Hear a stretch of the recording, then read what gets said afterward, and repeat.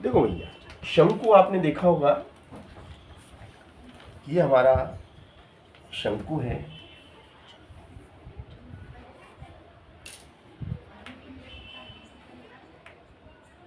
ये हमारा शंकु है ना। अब एक तंबू 10 मीटर ऊंचा है, इस टाइप का हमने तंबू लगवाया है ना। तो इस टाइप का तंबू है जिसकी ऊंचाई कितनी है, 10 मीटर है। ये यहाँ से यहाँ तक की ऊंचाई कितनी है, 10 मीटर है। h बराबर 10 मीटर, ठीक है।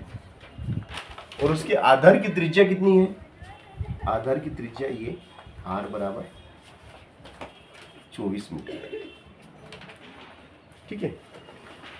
तो तंबू की तिर्यक ऊंचाई हमें निकालना है, यानी कि ये चीज हमें निकालना है, ये तिर्यक ऊंचाई, ये इसकी कौन सी ऊंचाई कहलाती है, तिर्यक ऊंचाई। इसको हम एल कहते हैं, क्या बोलते हैं इसको, एल हमें निकालना है।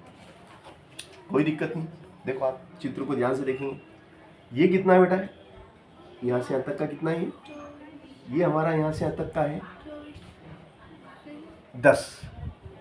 तंबू 10 मीटर ऊंचा है, कितने मीटर ऊंचा है, 10 मीटर ऊंचा, और त्रिज्या कितनी है 24, ये 24।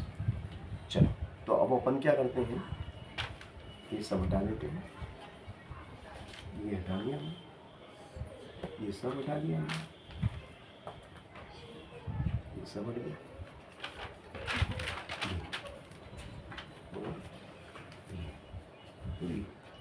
ये 24 है, ये 10 है, और ये एल है, और ये 90 डिग्री का कोण।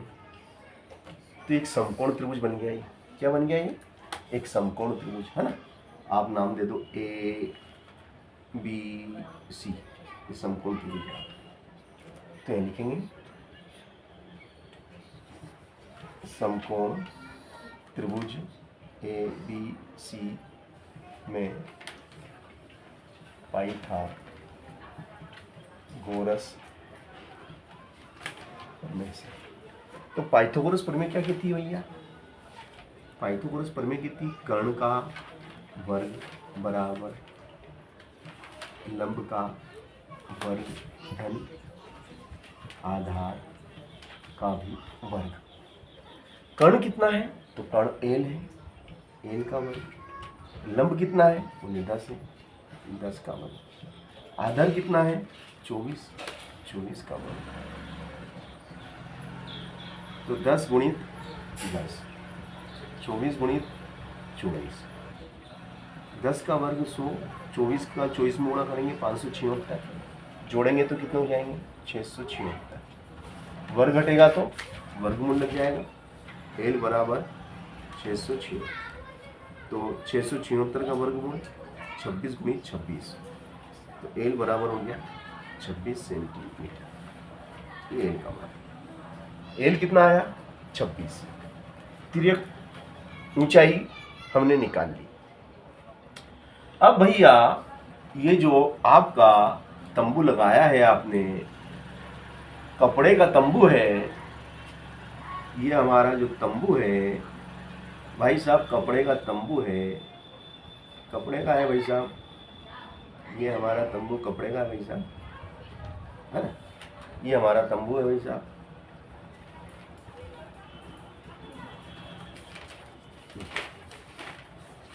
ये हमारा तंबू है,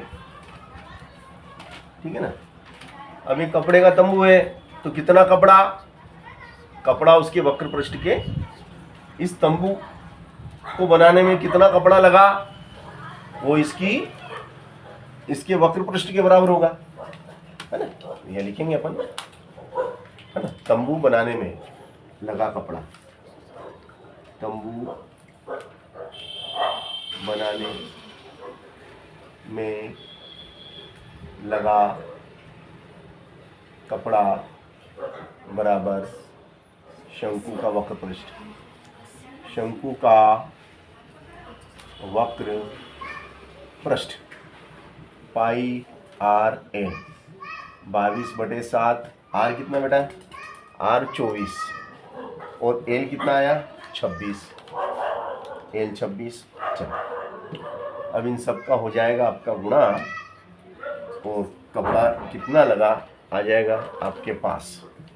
ये हो गया आपका 22। तो देखो 24 दूना 48 का 8, फांसी लगा 4, 24 दूना 48, 48 और 4 52, गुणित में 26/7।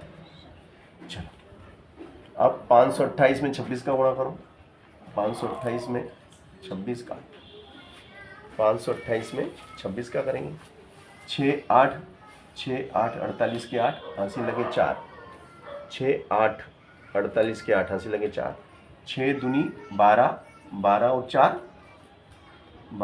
4 16 का 6, फांसी लगा 1, 6 पंजे 30 और 1 31, 10, 8 दूनी 16, 2 दूनी 4 5, 5 दूनी 10 8, 6 दूनी 12 का 2, 6